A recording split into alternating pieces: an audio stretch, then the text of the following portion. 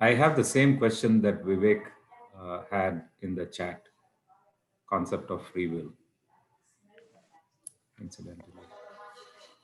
Well, I mean, may I add to that, Rajesh? Actually, I'm not able to see the chat window. Can someone ask the question directly? Yeah, go ahead, Vivek. Yeah, so Rajesh, I mean, I wanted to ask if you could explain the concept of free will a bit more, and particularly in the context of your topic of advertising, for example. Is modern advertisements, have they eroded our free will more or enhanced it, or affected it in any other manner? Okay, I get the question. Okay, let me first explain the way that I understand free will, right? Free will is, there is always a choice what we have to do. You take the example of, in an emotionally charged situation like being angry and with someone. Let's say, I'm angry with someone. At that point of time, we have choice. We have choice. Number one, respond to what that person has said to me. Number two, not respond and walk away from the situation. Number three, do a measured response to that particular person. Okay, this is free will, exhibiting this free will. Now, what happens? If amongst these three choices, 99% of us will retort back immediately because we don't exhibit the free will. We don't think that we have these two choices in that spur of moment. And that's what I'm trying to say. Now, over a period of time, when we start understanding how we can shift the balance from the emotional mind to the rational mind, these three choices become a little bit more obvious for us. And the number of instances that which we will respond or retort angrily to a situation will keep reducing. Okay, and that's what I'm going to call it as the power of detachment to that particular situation, which comes only by the power of choice that we can exhibit. In fact, I would strongly recommend each one of us to start reading this book by Viktor Frankl called Man's Search for Meaning. He actually says this, he was a concentration camp survivor, and he says, at any point of time, he had a choice, and these three choices are very clear in his mind, and he survives and he goes on, and he wrote a beautiful book. You should read that.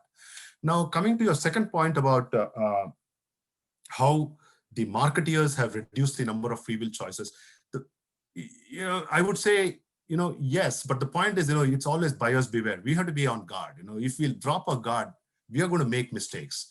I'm not saying, don't go ahead and, indulge oneself. That's not what I'm trying to say. All I'm saying is that if we think in our mind that without indulging in that particular thing, that lovely, the beautiful car that's come out, my life is incomplete. That I'm saying, be wary about. That's what I'm trying to say. You cannot stop what's coming in from outside world. What you can stop is how you respond to it.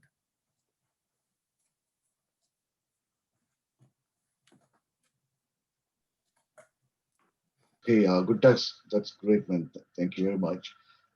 I just don't have a question, but I just want to add to what you guys are discussing, and especially relating to what's going on, with current social media and Facebook and all of them, not only targeting us with all the ads, but also beginning to manipulate our behavior and kind of directing us to do certain actions. And it is essentially because they are trying to peer into the 2KL triple M aspect of our life and fully understand us so they can manipulate us even better. So it's pretty scary how, maybe they read the Gita or they're inadvertently using the concepts and the learnings from the Gita. But this is very, very relatable. Thank you. Thank you, Kanchi. Hi, Rajesh. This is Vidya. Thanks for the presentation. Really good. I just wanted to connect what you presented to what Vivek presented in a way that I think there was a discussion of whether it's serendipity, it's a chance. But the way you presented it and showed I think it was verse 48 of chapter 2 is what you're discussing. From that, how I connect it is that when you abandon this attachment, then there's no chance. That's how I see it, but maybe it's open to discussion. So there's no chance. You are actually working towards it. So that's how I see it. Yeah.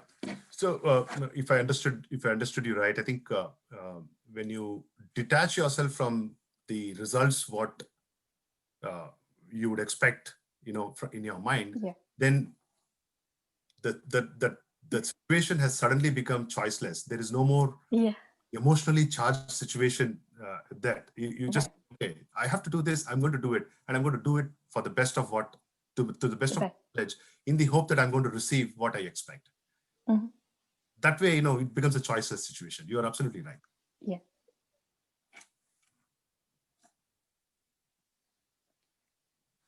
Hi, this is KVR from Bangalore. So first of all, I want to thank Arun and also Rajesh and Vivek. Wonderful session. Just by way of a little bit of nostalgia, I was reminded of the thing that we used to run a Vivekananda Seva Samiti in BITS Pilani. And every Sunday, Professor B.K. Nima used to do the same thing. He used to come and take these Gita classes. We used to have some attendance. On special days, I think we used to distribute some prasad, and there we used to have more attendance, actually. And so, yeah, that was good. And introfill and symbolic logic, those were the topics which Professor Nima used to take. So I was just transported back into those days.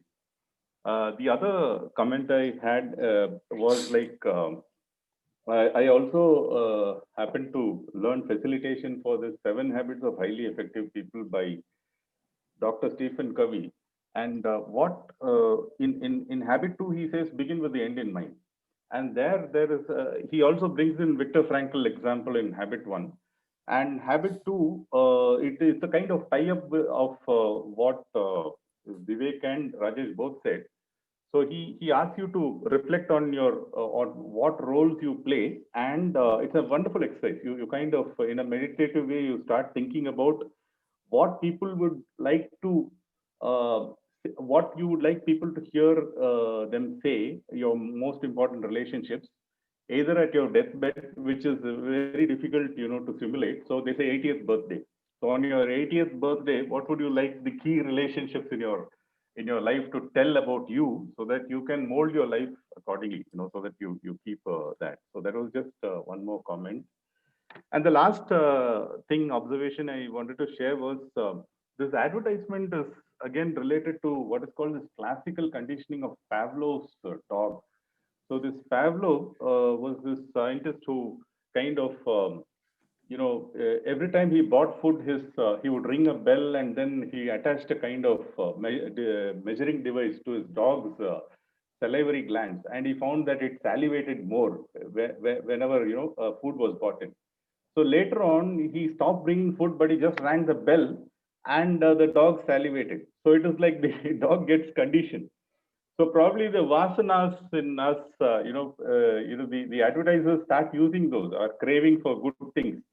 So there's either a beautiful woman or a handsome man standing next to a car who has no connection with the car altogether, but looking at it, you kind of get automatically, your unconscious gets triggered, and you sort of get attracted to it.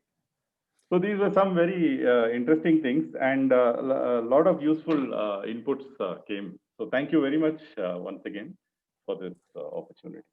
Okay, KVR, thank you. You said it very well. In the past, when we were growing up, we probably had print and maybe a little bit of TV advertisements coming in.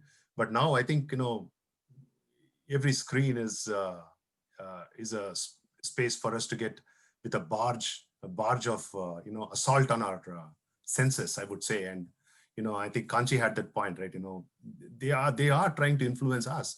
I'm not saying there's anything wrong, but the point is, are we in charge or somebody else is in charge? That's a question that we should ask ourselves. Vivek, you had a question. No, I already asked that. Sorry. Okay.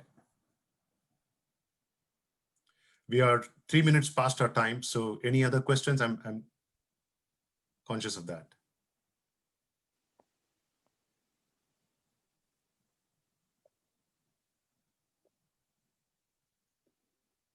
All right. Looks like